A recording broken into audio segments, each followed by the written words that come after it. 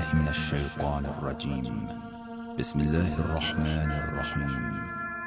قل لا أسألكم عليه أجرا إلا المودة في القربى. اے رسول کہہ دیجئے میں اس تبلیغ رسالت پر تم سے کوئی اجر نہیں مانگتا سوائے یہ کہ قریب ترین رشتہ داروں کی محبت کے۔ منت یا نظر۔ حضور سرور کائنات صلی اللہ علیہ وآلہ وسلم کی حیات مبارکہ کے ایام میں آپ کے دو نور چشم یعنی امام حسن علیہ السلام اور امام حسین علیہ السلام، جو کہ ابھی بچپنے کی منازل کو طے کر رہے تھے، ایک سخت بیماری میں مبتلا ہو گئے اور پیغمبر صلی اللہ کچھ اصحاب کے ہمراہ حسنین علیہ السلام کی عیادت کے لیے تشریف لے گئے۔ پیغمبر اکرم نے ان کی حالت اور کیفیت کو دیکھ کر حضرت علی کو حکم فرمایا کہ اپنے بیٹوں کی شفا کے لیے منت نظر مان لو تاکہ خداوند متعال ان کو صحت و سلامتی عنایت کرے۔ حضرت علی علیہ السلام نے ان کی شفا یابی کے لیے نظر مان لی کہ 3 روز متواتر روزہ رکھیں۔ ان کی پیروی کرتے ہوئے حضرت زہرا سلام اللہ علیہا، امام حسن اور امام حسین علیہ السلام، حتیٰ کہ ان کی کنیز جناب فضہ نے بھی روزہ رکھنے کی نظر مان لی۔ ابھی کچھ دیر بھی نہ گزری تھی کہ لطف خداوندی سے امام حسن اور امام حسین علیہ السلام نے شفا پائی۔ اب نظر پوری کرنے کی گھڑی آ چکی تھی، لیکن کیونکہ گھر میں کھانے کے لیے کچھ بھی نہ تھا کہ اس سے افطار فرماتے، لہٰذا امیر المومنین علی علیہ السلام نے کچھ آٹا مہیا کیا اور گھر لے آئے تاکہ حضرت زہرا سلام اللہ علیہ اس سے روٹیاں پکائیں۔ پہلا دن تمام ہوا اور وقت افطار آ پہنچا۔ اہل بیت رسول خدا نماز میں مشغول ہوئے اور نماز کی ادائیگی کے بعد دسترخوان پر تشریف لائے تاکہ افطار فرمائیں۔ 5 عدد روٹیاں اور 1 پیالہ پانی اس دسترخوان کا کل اثاثہ تھا۔ اسی اثنا میں دروازے کے پیچھے سے ایک آواز کانوں سے ٹکرائی کہ اے اہل بیت رسول خدا، میں ایک محتاج بھوکا مسکین ہوں، اگر کھانا ہے تو مجھے شکم سیر کریں تاکہ خداوند آپ کو جنت کی نعمات سے رزق دے۔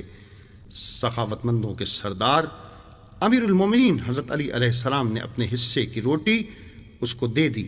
باقی اہل خانہ نے بھی یہی عمل کیا اور اس رات سب نے پانی سے افطار کیا۔ دوسرا دن آیا، افطار کا وقت تھا۔ دوبارہ وہی دسترخوان جس پر 5 روٹیاں اور 1 پیالہ پانی۔ جیسے ہی اہل بیت نے افطار کرنا چاہا، ایک آواز دروازے کے پیچھے سے آئی، اے اہل بیت رسول خدا، میں یتیم ہوں، آپ کے در پر آیا ہوں، کیا آپ کے پاس کھانا ہے کہ مجھے شکم سیر کریں؟ اس دفعہ بھی امیر المومنین علی علیہ السلام ہی تھے جنہوں نے سب سے پہلے روٹی اسے دی اور ان کے بعد باقی اہل خانہ نے بھی یہی کیا۔ بالآخر تیسرا اور آخری روز آ گیا۔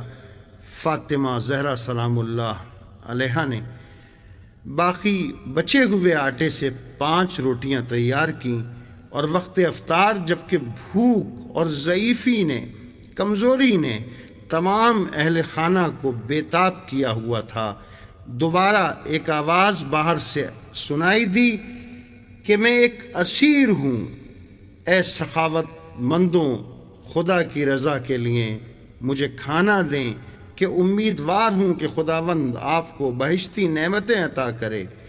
فوراً 5 روٹیاں اسیر آدمی کے دامن میں تھیں اور پھر اہل بیت نے پانی سے افطار فرمایا۔ امیر المومنین حضرت علی علیہ السلام جو میدان جنگ کے شیر تھے، اس قدر کمزور ہو گئے تھے کہ حسنین علیہ السلام کے چہرے مبارک پر بھی کوئی رمق باقی نہ رہی۔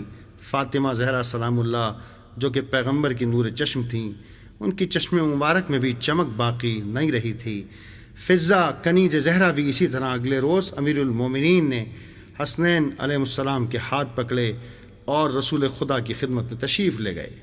پیغمبر صلی اللہ اپنے ان عزیزوں کو بھوک اور کمزوری سے نڈھال دیکھ کر اشکبار ہوئے اور انہیں اپنی بیٹی لخت جگر فاطمہ زہرا سلام اللہ کی یاد آئی سب کے ساتھ میں فاطمہ زہرا کے گھر تشریف لائے، سیدۃ النساء العالمین سلام اللہ علیہا اس کمزوری کی حالت میں بھی پروردگار کے ساتھ راز و نیاز میں مشغول تھیں۔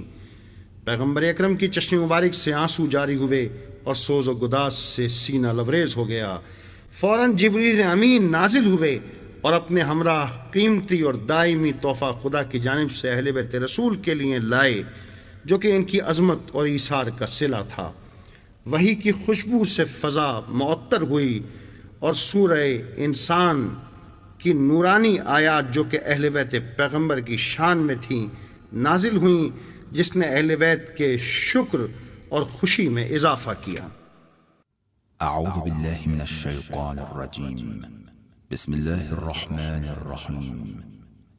یوفون بالنذر ویخافون یوما کان شرہ مستطیرا ويطعمون الطعام على حبه مسكينا ويتيما وأسيرا إنما نطعمكم لوجه الله لا نريد منكم جزاء ولا شكورا۔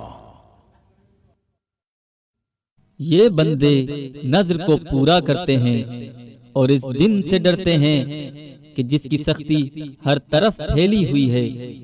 یہ اس کی محبت میں مسکین، یتیم اور اسیر کو کھانا کھلاتے ہیں۔